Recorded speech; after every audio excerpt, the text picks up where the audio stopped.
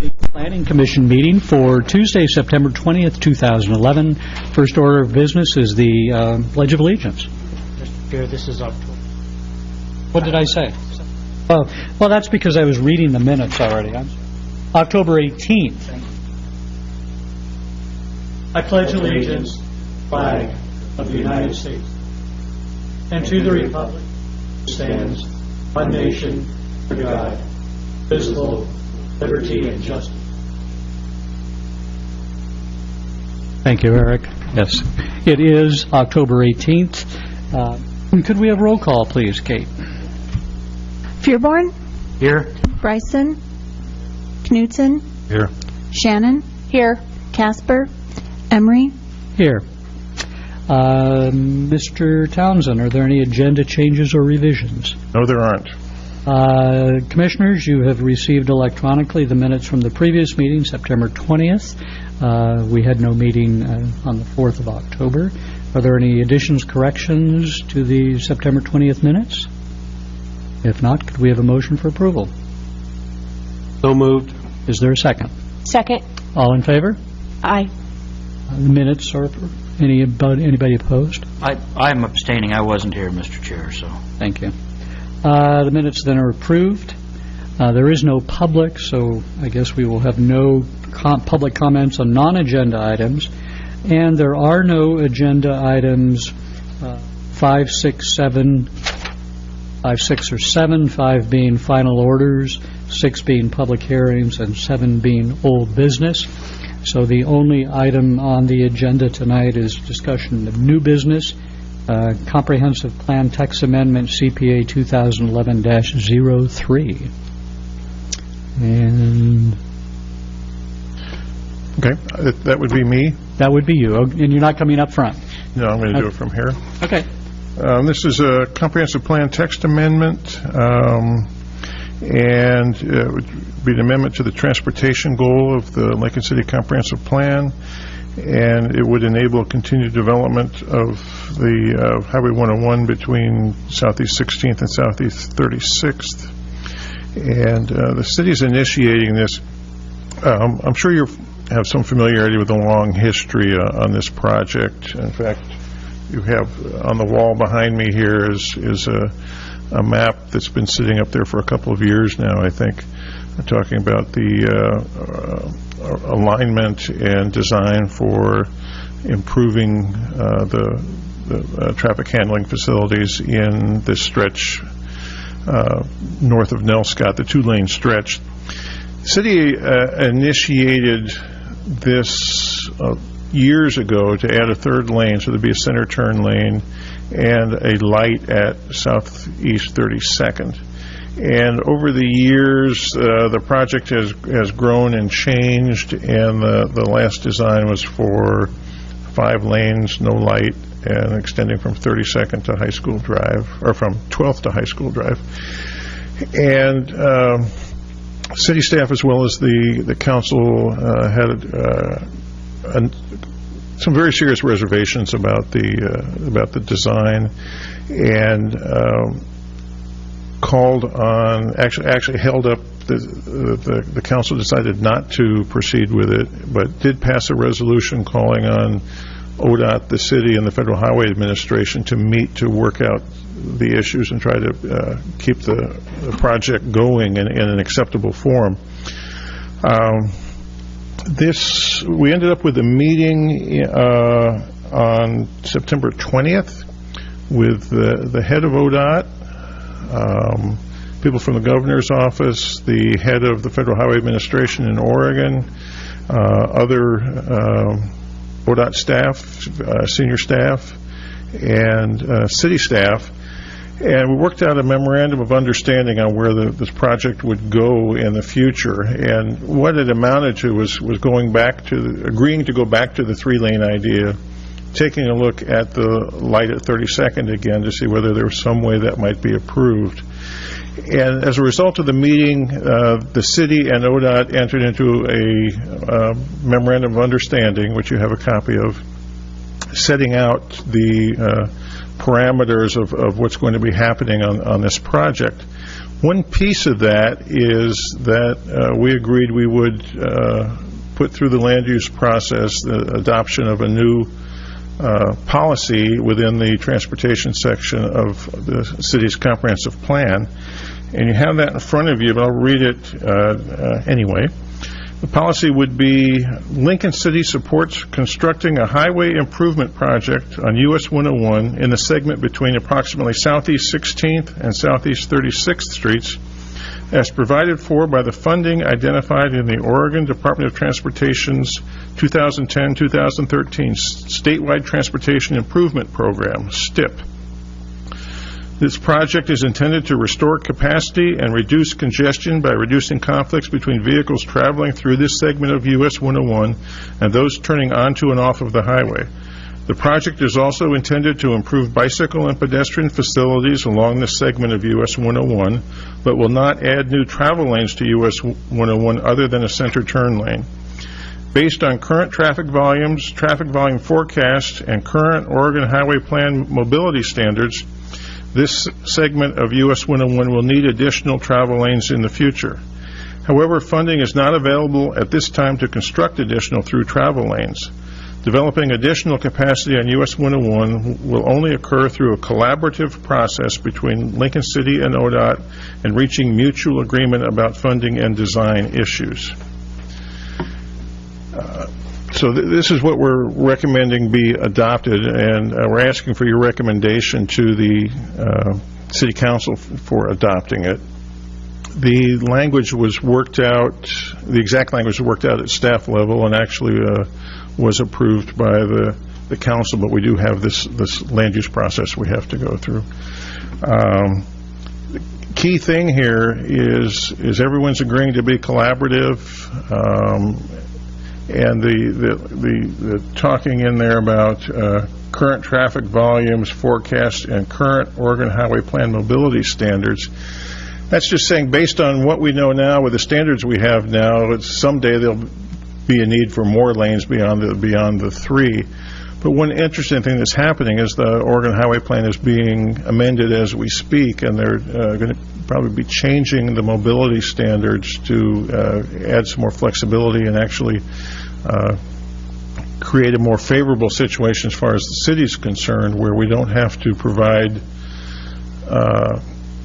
facilities for what they call the 30th highest hour, which amounts to we would have to be building roads for some Saturday morning in August, rather than maybe more average traffic or something a little more realistic in terms of what's normal there. And the understanding there is that there will be congestion some weekends, but and that remains to be seen whether it happens. What I'm saying is what they're providing for here is a lot more flexibility and a lot more understanding and working with us, instead of saying the standards require this, it's this or nothing. We're all agreeing to sit down and work. And it's also reflecting the fact that the 5-lane section that they had designed was going to cost about $29 million, and they had maybe a third of that available. So it was never going to be built anyway. So we're talking about what they're calling practical design, as opposed to design that would be the best thing. It's like saying, how much money do we have? What's the problem? How can we address it with the money that we have? So that's where we see this going in the future. So again, the recommendation is, or the request is to recommend to the City Council that they amend the comp plan to adopt this new policy. Okay. Questions?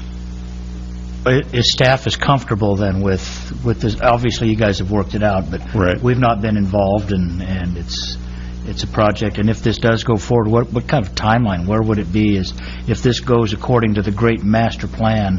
Well, the MOU calls for working out the design in the next 6 months, and that means really the design issues, not the details of the design, but the design issues. And then it will probably take something in the vicinity of a year to actually, from now, to have a new design, the actual design that could be then implemented. So we're probably looking total of 2 years or more before it actually gets finished. But where the staff, and you're comfortable with the direction it would go with all of this stuff then? Yes, very much. And ODOT has really been a sea change with ODOT. It's been amazing. We've been working on our transportation system plan for many years, and as part of this agreement with them, they've ponied up $170,000 to help us get it completed, doing traffic counts and other work to actually get the thing done. So it's been they're really going out of their way to be accommodating to us, to work with us, and mend fences with us. Thank you. They go back to a 3-lane design. Is that going to put those 2 houses back in existence that they thought they'd have to tear down? Well, they're still there, but yeah. I think they've rented them out. I'm not sure, but I think the idea is that someday they are going to have to be demolished if they ever go to the 5 lanes. I certainly agree that we need improvement through what we call no man's land there, because I can count how many wrecks happen just in front of Mr. Bill's because of the narrow road and the amount of traffic that goes through there. Just on a not even so busy day. Yeah, and area. And importantly, this is going to include bicycle and pedestrian facilities, in which there are none in there now, and it's quite dangerous. You see people walking on the shoulder, and it's pretty scary. And so this will make things much safer for everybody. And I'm sorry, you talk about improved bicycle and pedestrian facilities. Would there be bike lane involved with this? Or? The exact details we worked out, I would imagine there'll be bike lanes and probably a separate sidewalk, not tight to the roadway. Would be my bet, but again, that's all to be worked out. And enlighten me as to where the funding comes from this. Is it all state funds for this, or it's actually federal funds passed through the state, and that's one of the things that caused the problem. Was the Federal Highway Administration had certain requirements that we were told that's what caused some of the problem. Was they had standards and requirements that mandated that they extend from logical termini, which kept on getting further and further apart as the logic changed, and design for basically the ultimate build-out. And that was the problem, was that was taking a lot of new right-of-way, taking land from existing businesses and homes and so on, and that was very problematic in terms of its effects on the economy and on livability. But it's still the same money, but everyone's being flexible now, I guess. So, and there have been for years this program is called context-sensitive design and so on. But there seemed to be, for some reason, a resistance at some level to it. But everybody's on board now. Everybody that needs to be on board is on board, I should say. And I travel that a lot, and I know that upon occasion things come to a grinding halt when somebody wants to turn left in their charter or somewhere like that. I guess even though I know that occurs from time to time, I'm skeptical as to exactly how much benefit a center lane is ultimately going to be. I'm no engineer. It does reduce the conflicts, so people don't back up, and conceivably it could be made reversible if needed. I don't know. I mean, it's something that Stephen Bashar, the chief of police, had talked about in the past, of being able to do that. Well, it seems like somebody must have done some analysis at some point in time to, come up with this recommendation. 3 lanes is better than 2. Well, yeah. And, But, is it, whatever the cost of it is it worth that much money to have a third lane? There has, my understanding, there's been some analyses that under some circumstances, 3 lanes actually can handle more traffic than 4 can. I don't know how that works, but supposedly that's the situation. I know that, the center lane on Logan Road situation, it's still pretty scary to... Well, one of the problems with that is people don't use it where they're supposed to, and so yeah, that can be. And there's a lot of opposing turning lanes. There's the driveways are offset and Exactly. they don't align very well. Yeah, it can be pretty scary along there. When That's a low-speed road. Yeah, when they changed that the last time, it turned it into like kamikaze. You sort of just hold your breath and go for it because they're coming out from every... Yeah. Anybody else? Questions? So you would like us essentially to recommend to the City Council that they adopt this? Is that what we're saying? I do have one more quick. This has been going on for years, so if we recommend that City Council adopt this, this is moving the ball forward. There's no more hang-ups. It just has to go through design, and it's going to get done. Is that correct? Yep. Okay. With your fingers crossed. I know. Okay, thank you. Anybody else? Okay. Yeah, okay, go ahead. Since I have vested interest in, I wonder if I need to abstain.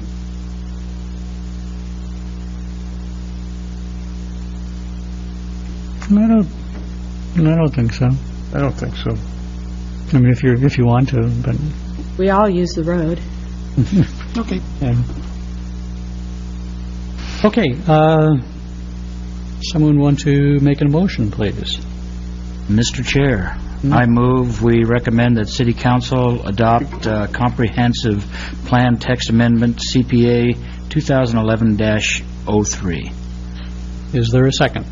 Second. Okay, Mr. Chair, before you do that, actually, the city attorney asked me to add something to the. You have a draft ordinance, which is really what you're recommending on. Right. And there would be a new Section 2 in it. And this is administrative things. The Section 2 would read, the findings related to goals stated in Exhibit A attached here to and incorporated by reference as if fully set forth are adopted in support of this ordinance. Then the existing Section 2 and subsequent sections would be renumbered then.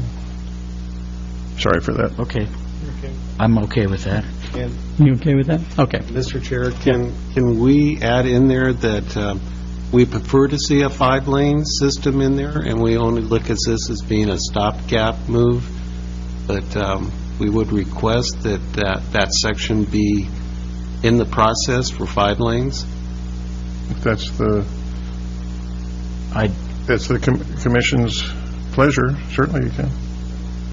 I don't want to say, okay, we got 3 lanes, let's forget about the 5. Well, let me say that what it says, what the policy says is we're going to move forward on 3 lanes, but we recognize in the future there's going to be a need for more. I think so. That's already recognized. It's in the policy that is being. It's in the memorandum, yeah. Okay. Anybody else? Roll call, please, Kate.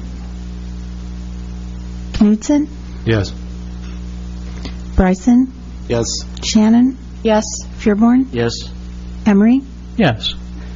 The motion carries.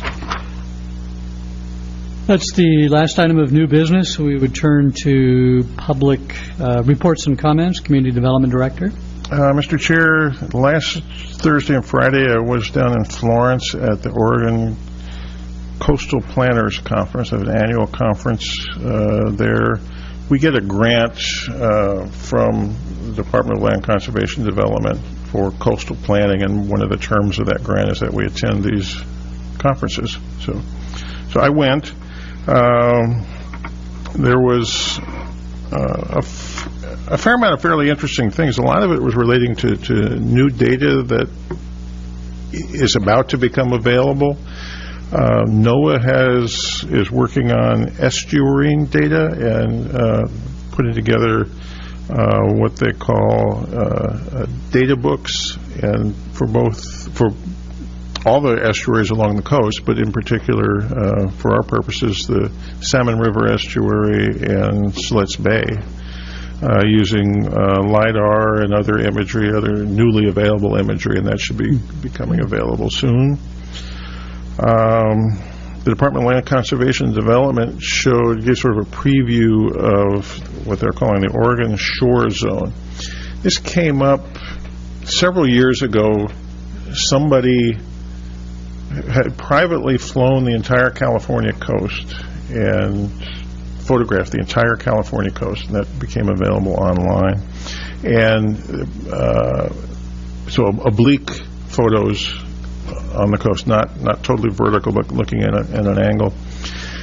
And that became very useful to a lot of people. The Department of Land Conservation has done the same thing for Oregon now. They've done video imagery of the entire coast with commentary. There's a geologist and a biologist around the helicopter. One talking into, you use the balance on the stereo. One's talking into the left and the other's talking into the right, so you're getting a running commentary of what's going on. They also took, as they were commenting, they saw something interesting. They'd click, click, click their takes. They took over 15,000 still photos as well. Those will be coming online soon. The one downside I saw of it is they made a real point of doing it at the lowest possible tide, which always occurs early in the morning. So they're shooting into the sun. A lot of things. There's a lot of shadow in the photos and in the video, but with high resolution, it's still some very good information there. So it's going to be very useful. There also was a talk on the putting in the Oregon Atlas, and there's an Oregon Coastal Atlas on all sorts of coastal things, inundation areas, landslide areas, just about anything. Where rocky shores are, where sandy shores are, and so on and so forth. Looking at areas where beachfront protective structures are allowed, riprap and seawalls and that kind of thing. They've done an inventory. The state law is that you can have a protective structure if the site was developed as of, before January 1st, 1977. And developed is defined pretty specifically, but if it's subdivided, if there's water and sewer, if utilities are into the site or available for the site, then it's considered developed. So there aren't many areas in Lincoln City that aren't considered developed. There are a few, like the Dee River, where it's actually sand, where Kylos is, and that kind of stuff is considered undeveloped. The area of the casino, which was all undeveloped at the time in 77, it was all just vacant land up there, is considered undeveloped. And there are a few other intermittent places where actually there's a lot that exists, or lots exist, but they're really not lots that are developable. It's basically sand, and for some reason they were created as lots, and those can't have beachfront protective structures, but the actual developed lot right behind them can, which where the bluff is. So there also was a what they called a showcase panel. It was 4 planners from Brookings, Florence, Newport, and the one planner who represents Depot Bay and Yachats and Waldport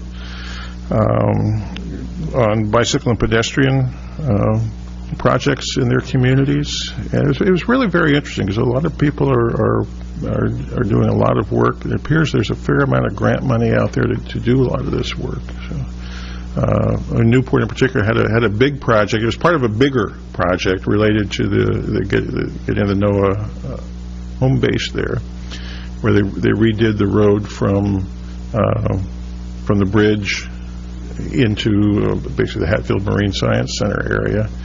But a big piece of that was pedestrian and bicycle facilities, and they're showing how that worked out. So There also is a new revision in the Oregon Bicycle and Pedestrian Plan that's just been put up on the ODOT's website. It has some interesting things. So it was a good meeting. A lot of interchange of ideas. It was good. This happens annually, or? Annually, yes. Yeah. There's one big one every year in Florence, and then there's two smaller ones. I think one in Tillamook and one somewhere in the south coast. Okay, thank you very much. Anything else? So a couple other things I can mention. Sure. At the last city council meeting, the council approved a draft request for proposals to go out for the consensus builder to work on regulation of VRDs, looking at resolving the issues relating to vacation rental dwellings. So that request for proposals should go out quite soon. We're going to send it out to the various dispute resolution centers, mostly university related in the state, also publish it and see what kind of responses we get and proceed with the process. So that's all I have right now. You want to talk whether there's value in any of the commissioners going to the Lincoln County Economic Development Summit? We got Kate forwarded us invitations on that. I don't know that much about it, to be honest with you. I went several years ago. I guess it's an annual event, and it was interesting. It was worthwhile. It's November 1st, I think, is the date at the Best Western Agate Beach or whatever it is in Newport. I think probably given the economic climate we have right now, it's more important than ever to be involved in these things and get a taste for what's going on and what might be happening. Okay, thank you, sir. Planning commissioners, anything from anybody? No, thank you. Oh, no? Okay, there is no public, so talk about the possibility of the next meeting. We have nothing scheduled for the next meeting. It's at your pleasure whether you want to have you want to meet on November 1st or not. Well, if there's nothing scheduled and the city attorney's not here to tell us what she wants to train us on, then I would say probably not. Okay. Where are we with and I can't remember which one it was, one of the ordinances we sent back for further development? Actually, there's a couple of them. One on sign, the A-frame. A-frame signs. They'll be coming back relatively soon, but we have no schedule at this point. Okay. All right. Then thank you all very much, and the meeting's adjourned.